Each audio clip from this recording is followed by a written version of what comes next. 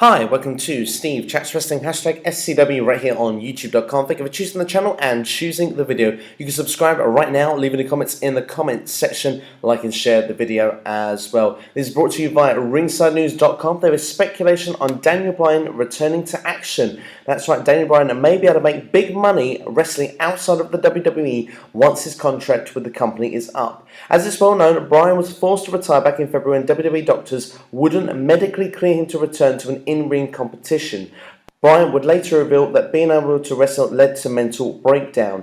Now that WWE has positioned Bryan as the company's SmackDown Live general manager, his contract will continue to tick over until such a time when he is able to leave if he wishes. It's being said that if Bryan does decide to leave, that he could potentially make a lot more money main eventing for New Japan Pro Wrestling than he would of his GM role with WWE. He would also be able to make more money on merchandise outside the company than the small percentage makes within. Bryan has told a number of different opinions from doctors before he retired. He ultimately went with the decision of WWE medical team, but that doesn't mean he couldn't explore other advice when his contract is up. Now, I must admit, when I first saw this report, I wondered if this would be within WWE, because I'm sure many were speculating what would be coming after the SmackDown talks, or Talking Smack, shall we say, with The Miz, that live segment on Tuesday night, which I must admit, I didn't see live at the time, which is why it was not in my SmackDown review. I did actually see it a little bit late, which is why I didn't do a video immediately on it, but to give my opinion really on that.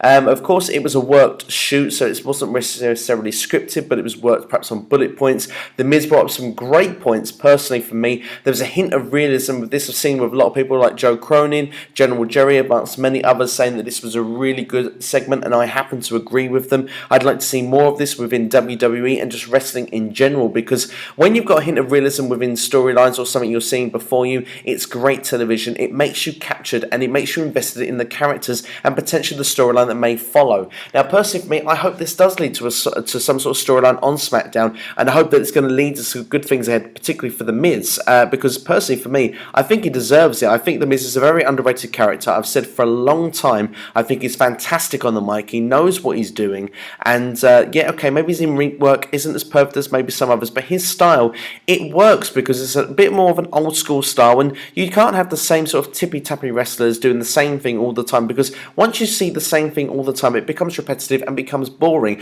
So it's good to see something a little bit different. And for me personally, one of the big disappointments with SmackDown, I mean, I'm quite liking SmackDown. I think it's the A show at the minute, is that I think the mid-card doesn't provide enough challenges for The Miz, because I think The Miz actually can provide some great storylines, providing he's paired with the right people. And you can see quite clearly with the Fatal 4-Way for the Intercontinental title earlier this year with Kevin Owens, Cesaro and Sami Zayn, a fantastic match, and The Miz more than held his own in his own unique way. So personally for me, I think that The Miz personally a great superstar, and also I hope that storyline leads to something. I must admit, I did think when seeing this report that it would lead to something, maybe a one-off match, but personally for me, with WWE's medical team not clearing him, I can't say I'm not too surprised that they're still not going to clear him. As for going to the report then I've just read to you, personally for me, I'm still one that says health comes first.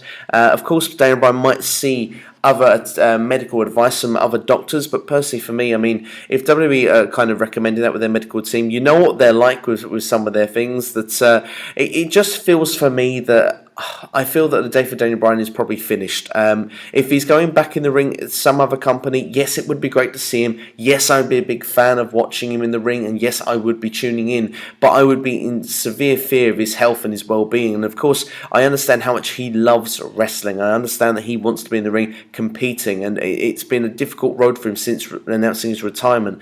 But at the same time, there is actually more to life than wrestling. I mean, you know, he could start a family with Brie Bella and stuff like that, and he wants to be surely at full health doing all of that. There are things outside of wrestling, and I just genuinely believe that he's still involved in wrestling in some form of capacity, and he is in the WWE. We've seen him on commentary as well for the Cruiserweight Classic.